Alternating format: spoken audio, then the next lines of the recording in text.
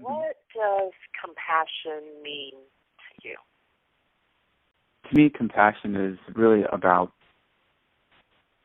accepting the totality of a person or a situation or myself or life.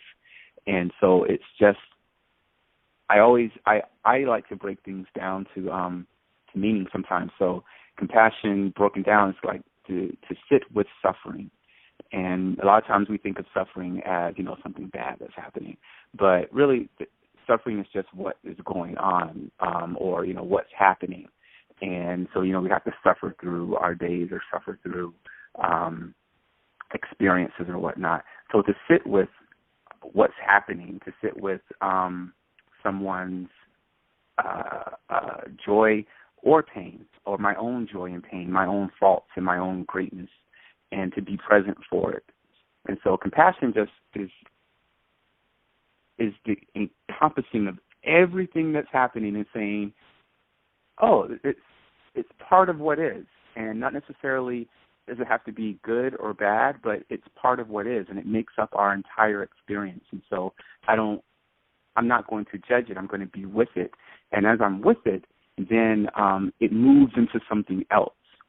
And so I'll be with this other thing when that comes too. But for now, I'll just be here with what is. And so to sit with someone or with my own being, with my own situation, my own ups and downs, and to see it clearly. And I think that's a big part of compassion is being able to just see what's happening instead of it being covered over by my wants or my needs or my desires or my favorite things or my aversions, because I won't say usually, but that's how we normally see things, through those kind of filters. And instead of looking through those filters, I try and see things as they are, which is usually pretty plain, usually pretty simple. And so compassion is just sitting with what's happening and not wanting it to be anything else, or not pushing it to be anything else. Talk about compassion, we're referring to negative events or just really hard situations. You brought up the point that it's not about that. It's not negative or positive, and really you could almost have compassion for somebody's joy.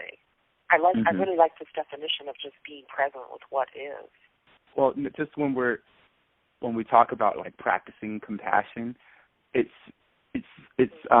in the beginning it's difficult to be compassionate for people or situations that are tough and that are hard and that painful.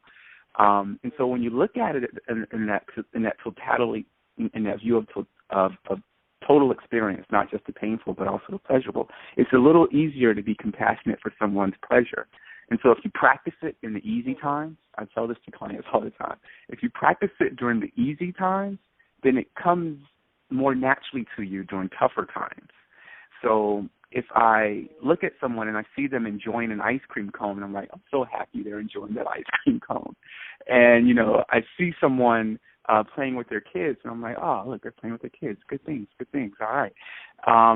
It's a more natural response for me to see someone on the side of the road with a flat tire and be like, oh, flat tire. Yeah, I know how that is. That's it's more easier for me to be that way during troublesome times if I'm practicing it during gleeful times. So if you look at it as an entire experience, then you can practice it more often and easier, and it's more accessible to you during those good moments. And then eventually it'll be there when you most need it. That's how I see it, at least.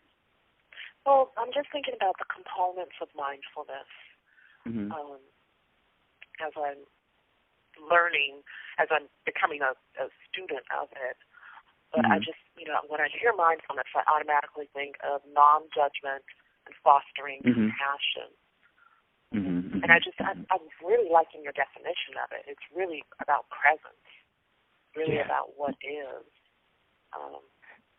That's a good point. I'm really liking that. I don't think, for some reason, I don't think I have connected the common threads of those two things. But yeah, they're very, to me, in my practice and my definition, and I guess because I do practice mindfulness, and compassion is probably the biggest component of what I'm doing right now. I guess it makes sense that they are very similar, and that just being with what is, and not and working on not judging it, because the mind is the mind, and conditioning is what it is. So the judgments may arise, but that's where the mindfulness comes in, seeing the judgment and saying, oh, well, that doesn't apply, or that's something else. That's not what is. That's not what's happening. That's a so being able to release about that judgment. Yeah, being able to release, and that's where the mindfulness comes in. So